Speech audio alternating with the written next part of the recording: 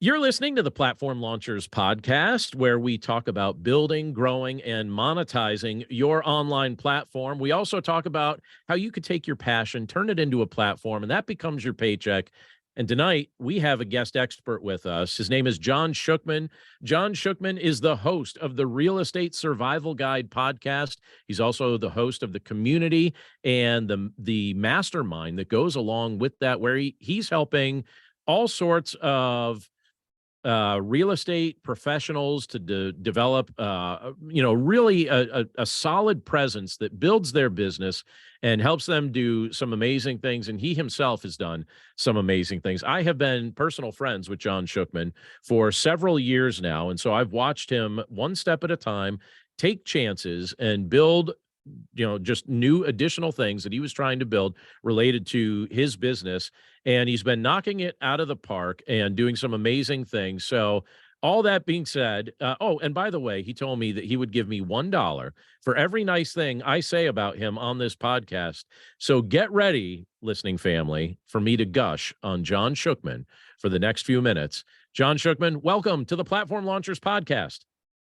Thanks so much, John. It's an honor to be here and see you and be a part of your call tonight. And I'm just, very excited to jump into it. Oh, well, we're glad to have you here.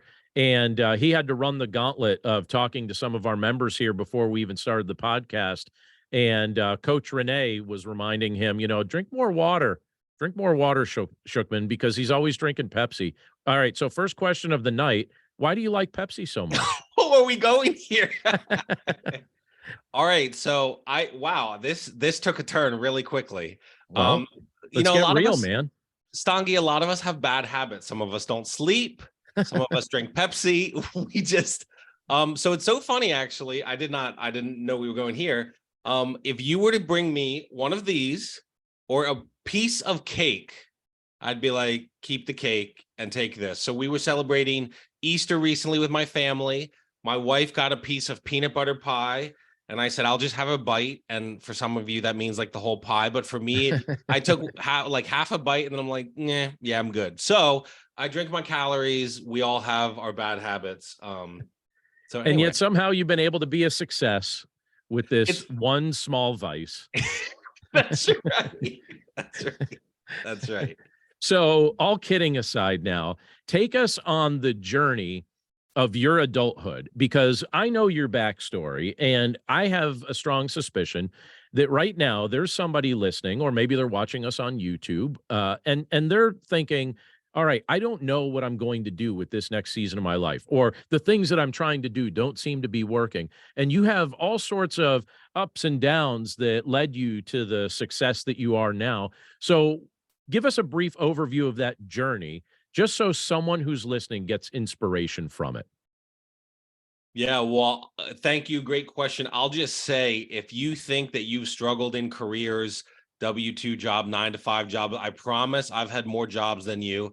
I also, you might think, oh, he was doing something really bad, like sleeping with the boss or robbing the cash register. Never did any of that. Really, my thing in the W-2 9-to-5 space was I was such a dreamer and a visionary. So I have time. I worked at 3 different Chick-fil-A's, lost jobs at 2 of them, love the company, still support their business, their business model. My brother-in-law is an operator, but I'm busy dreaming. And so, for instance, like, imagine you guys have all been at Chick-fil-A at 12 o'clock when they're trying to get 150 cars through the drive-thru in an hour. Not an exaggeration. I would be thinking, oh, how can I improve this? How can I improve this? Well, 12 o'clock is not the time to sit there and try to improve. Like 10 a.m. when there's nobody there, yeah, let's try to figure something out. Let's try to work on different things. So I think I was such a dreamer, I kind of wasn't socially aware sometimes. But all that to say, really, as I looked at my career, so February 26, 2019, I'll always remember the day, lost a W-2 job, called my friend Vincent Puglisi, who many of you know. I'm crying on the phone. My wife is pregnant.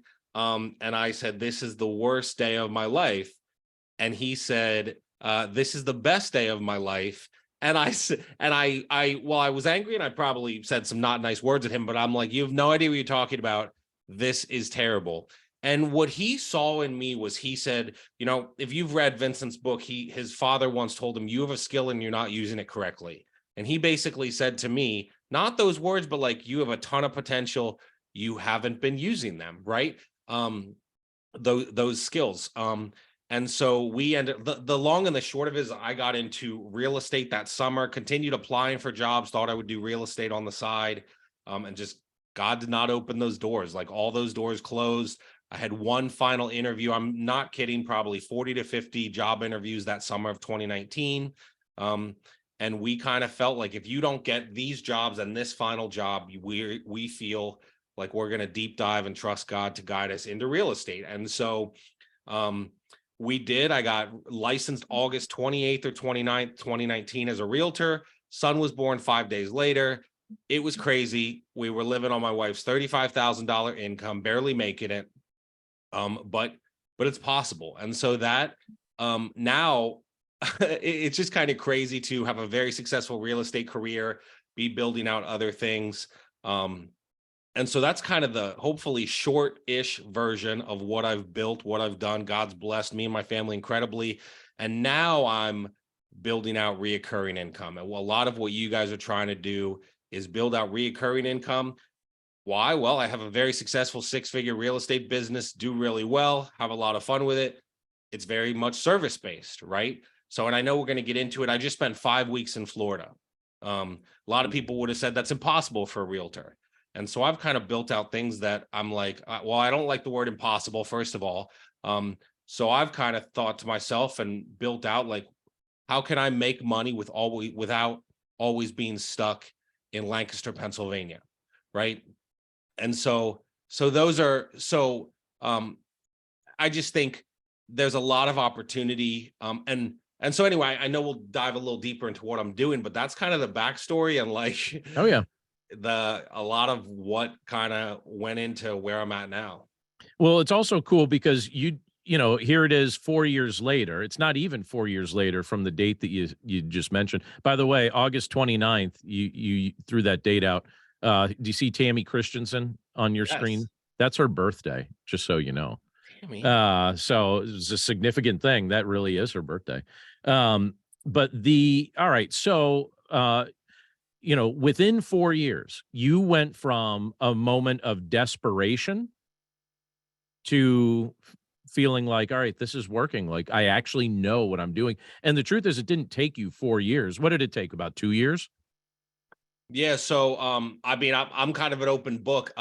So 2020, I consider like my first full year in real estate. Like 2019, we had a new baby. We were just trying to like figure out how to handle a baby, let alone real estate. 2020 was my first full year. I think I made $38,000, and I tripled that a year later in 2021. Then in Nice. 2022, I had made what I made in 2021 by June.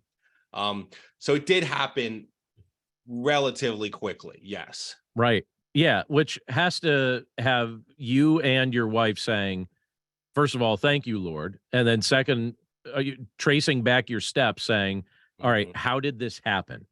So there are things that I have learned about you in the time that I've known you. I met you in 2020. I met you in October of 2020. Mhm. And in the time that I've known you, there are certain things that I've noticed that you do somewhat instinctively that other people need to learn. So I would put some of the things you're doing into a category that I would call business best practices, that I see you coaching other people on what to do and things like that. So your lane in general is working with real estate professionals. You're working with agents, you're working with people that tend to work in that lane. So when you're interacting with people, you convey a philosophy, you convey some information to them that you're saying, no, this is the sweet spot, this is how you treat people, this is what to do. So pretend for a second that I'm a fellow realtor, and I'm coming to you for counsel, and I'm saying to you, because I think these principles are going to apply to lots of different platforms that are represented here, and I'm saying to you, I'm struggling to find clients, I'm struggling to make an income, I'm struggling to develop the business that I'm trying to develop, I'm struggling to get my name out there. What would you advise me to do? Social media, John. So and you know this, a lot of you, I mean, I know I'm friends with Tammy, I'm friends with Nadine and Derek. Jennifer obviously knows. So much of what I do is social media. So you can go right now while you're listening to this and look me up on Facebook. It's all public. You don't have to be my friends, but I'd love to be your friend. And look up my Facebook and just look at some of the things I post. Every single thing that I post has a purpose. So it could be something silly, like, well, it was like, you can see if you go to my page, we were on Dave Ramsey, and that's my profile picture. You can see the post I did a couple days ago was having Dave Tester on my membership call. You'll see the real estate stuff, people joining our team, a showing that I went to, right? Time in Florida, which I know we're going to talk about. Every single thing I post is intentional. Now, it could be something like my daughter. One example I love to share is me and my family. There's an arcade around here in Lancaster called Round One that we like to go to on a rainy day. Well, that's kind of silly. Why post that? Well, because it kind of is showing you, whether you know it or not, hey, this is the freedom that I have, that at 2 o'clock in the afternoon, while you're at work, I'm with my family at the arcade. And so maybe that seems silly to some of you, but every single thing. I have a great friend, Wendy Norman, and she, huge following on social media, TikTok, Instagram. And she says, your social media is your living and breathing portfolio. So if you go to my page, you know exactly what I do within 30 seconds. And realtors out there, they don't have their phone number anywhere. So the first thing you'll read, speaker, podcast host, whatever, realtor, love helping people grow their business, and my phone number. So often I'll see realtors, and like, if you post a listing coming soon, for sale, whatever, and someone's on your page, your phone number is nowhere. So in a business like that, so many of you are in a business where your phone number needs to be there, writer, blog, whatever it is.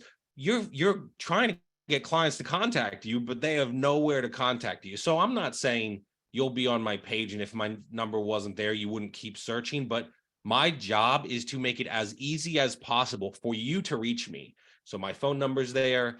And so I get a little excited and fired up about social media, but that's like how I built a 6-figure business in 2 years. There's more than that. You didn't just post a post about being at an arcade on a Tuesday at 2. And then you got 6 figures. No, sure. But what I will say, John, is I for 9 months, April of 2020 was my first settlement. So August to April, I went 9 months with no money. January, February, March, people were messaging me like, holy cow, you're crushing it in real estate. Well, why? I was posting pictures when I was at a showing. I was posting pictures when I was at an open house. If you're a realtor, you know anything, we only get paid when there's a settlement. So I'm not making money then, but social media is often about perception, right? Nadine was a part of my membership when she was doing real estate stuff, and I would share those screenshots and stuff. Well, some of those people were paying, some were in for free, some were this, some were, but nobody knew that. You just knew if you saw that screenshot. You see activity. John Schuchman has a membership. People are having success. He's tagging people. John, anytime you post about platform launchers, you probably get a few messages where people say, hey, tell me about this thing. I know Phyllis, I know Renee, I know Fred. Like, I see they're in that. Tell me about it. That is potential to grow your business in that way. And one of the cool things that I know you do as well is you get to uplift people in the group too, right? My membership that I now run, I get to promote them. So when I say, MJ James is a part of what you do, her son Vincent is in my membership. I get to promote Vincent becoming a realtor. He just finished the courses to become a realtor. Well, when I promote him, I'm also promoting what I'm doing by being generous with social media. So I'm going to categorize what you've said so far with just single words, and you tell me if you think these are fair categories. The one category I'm hearing, you're saying, all right, visibility. So be visible. Something else that I hear you say is be accessible, right? You're saying, all right, so visibility and accessibility. And then a third is, well, you were kind of talking about this on one of your recent episodes of the Real Estate Survival Guide, the idea of being generous and others centered, and you were talking about the fact that, like, the benefit of not looking at everybody as your competition, but looking at other people as people that you have the privilege to be a blessing to. So speak to that and how that impacts, because that resonates with me. That's my bread and butter too. That's something that I care a lot about. I don't I don't like the mindset that thinks that for me to get ahead, you have to be put down. I Mm. actually don't think that's logical. I think that everybody can get ahead. And I think that if people work together, multiple people could get ahead at the same time. And so I heard on a recent episode you were talking about that, and I really appreciate you saying that, because that's something that I wish more business owners thought that way. So talk about that element of what you're building. Yeah, absolutely. So one of the things, there was a recent post in a Facebook group that said, "I don't understand you realtors that help other realtors in your area. Why would I would never help my competition?" And it's so funny because in my membership of the, 25 to 30 people, probably 10 could be called my competition. They're within probably 30 minutes of me. And I believe that a rising tide lifts all ships.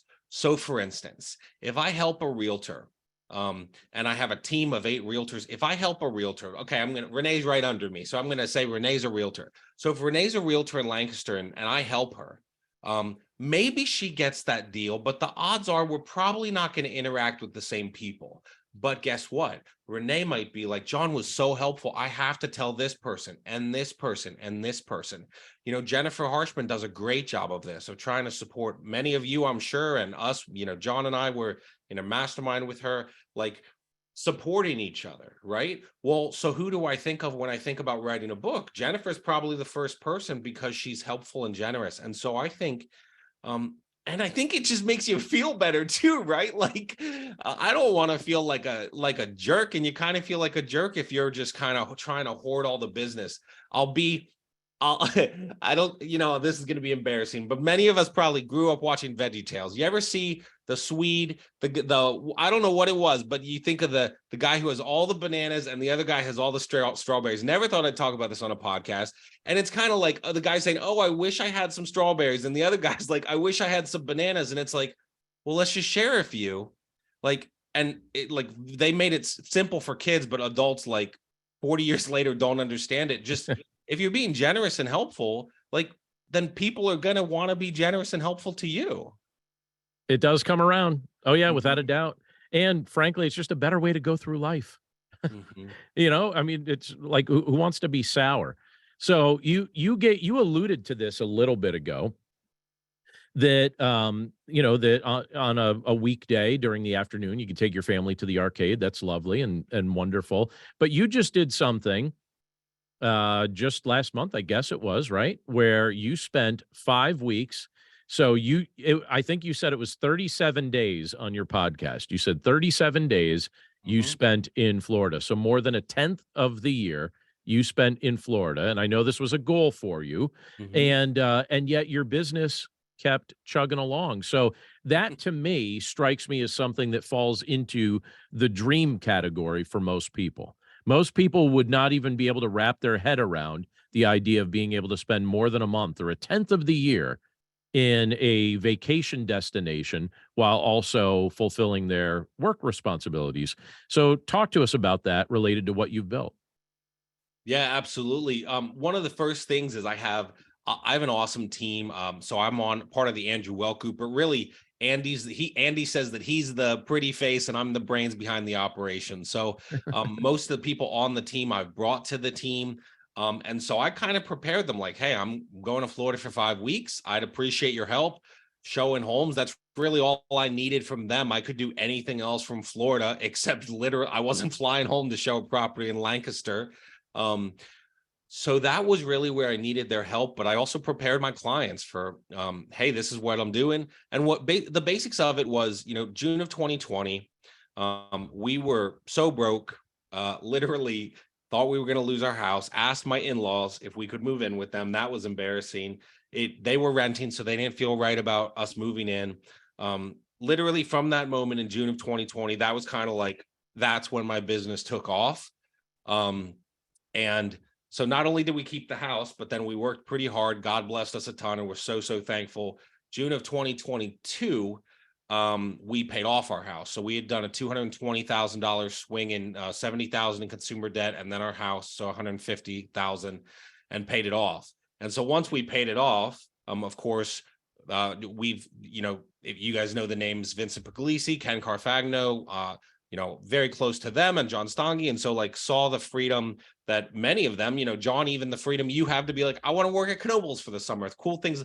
I was like, I want to do cool stuff like that. And so when we paid off our house, we said, well, we've got the money now. We've talked about this dream to do what Vincent and Ken have started to do and go away for a month. Let's book it. And so we did. And the cool thing is, like, I still worked a good bit. I went to retreats while I was there, and I probably worked about an hour or two a day. But it's been like a dream to go to spring training. We went, guys. My wife said, "How many games do you think you'll go to?" And she was thinking a handful, and I said 10, and she's like, "That's a lot of baseball." The day we left Florida, I went to my 10th spring training game. So, I mean, what I say I'm going to do. But it really just was like a dream come true. I have wanted to all my life go to spring training. And of course, now that I have a reoccurring income of the membership, I think somewhere in the $2,000 a month, like that 3 months of that, one 1 hour call a week paid for a month in Florida. So it's just kind of crazy, John, this, but just for your audience, Vincent Puglisi at the retreat where I met you, we were going around a table, and he said, we're going to talk about reoccurring income. And I said, I was more obnoxious and loud than I am now, just a little bit. And so I said, I'm a realtor. There's no such thing as reoccurring income. And he said, shut up. And it's very funny because like, it's very easy, I think, for all of us to be like, oh, I'm this, there's no such thing as reoccurring income. Well, I started a podcast. People said to me, we want you to start a membership or a mastermind. I was like, no. They said it again. I said, no. The third time, they're like, then we don't believe a thing. This happened. They're like, then we're going to stop listening to you. Multiple people said, you keep telling us on your show to step out in faith, do crazy things, do cool things, help people. We're asking you for a mastermind and you're refusing. So I was like, fine. In 2 weeks, we started. Thought it would be those 2 people, and it was 11 and it's grown. So my encouragement to all of you is reoccurring income is totally possible. And one of the things I wrote down to make sure I said to you guys is like, reoccurring income comes from, what are the questions people are already asking you? What are the things that you're doing that people are like, I'm really curious about that, right? John, how did platform launches come about? Because people said, how do I build a platform? And you said, maybe I'll build this to show you how. So whatever it is, I would encourage you, you have the potential to create reoccurring income. It's not that hard. You don't have to be the expert to do it, and it's possible. And you can make money doing it. And I will. For sure. Sorry, right after this, I'll stop. But when Vincent heard, oh, reoccurring income, there's no such thing, and when I said that, I had literally made. I did the math the other day. When he said that, I had made $18,000 in my real estate career. That's it.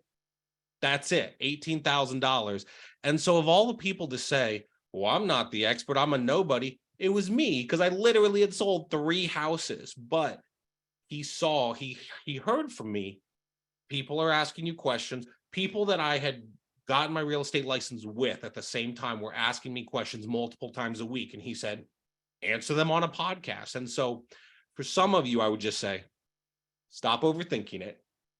Think about the things people are asking you and build your platform to make money answering, and of course I didn't start making money right away, but build the platform with those things.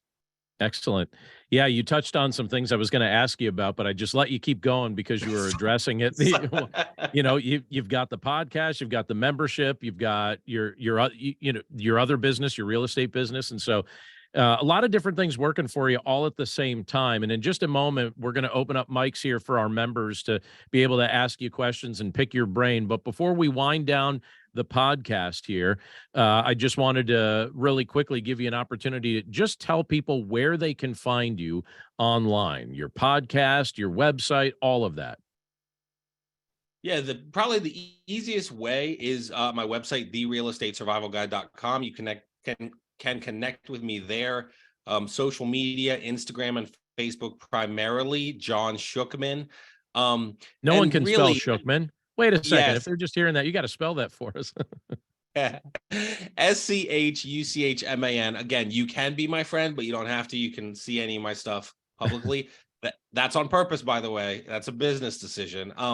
But I would also say I think I'm so passionate, John, about helping people with social media. One of the things I do for realtors is like I'll give them a free 15-minute, 30-minute social media audit for free, no obligation, no questions asked. I don't really have anything to sell a lot of you out there, but I would offer that same thing to you because I want your business to grow through social media. I know it's possible. And so if I can help you for 15 minutes with some simple stuff, I'm not asking you to buy anything because for most of you, I don't have anything to sell, but I'm happy to offer that to anyone here live or listening on the podcast, and you can reach out to me. Love it.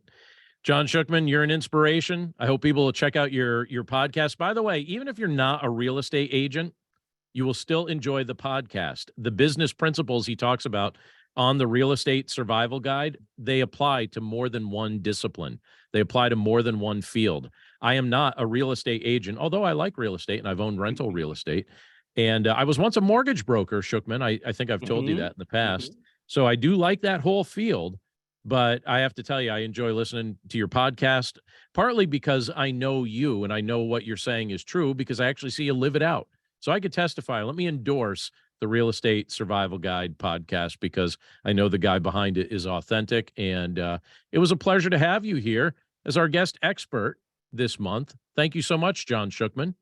Thank you so much. I think I owe you about $5,000 from all the nice things. So I just went broke, but I appreciate the time. Hey, I'll send you my Venmo as soon as the call's finished.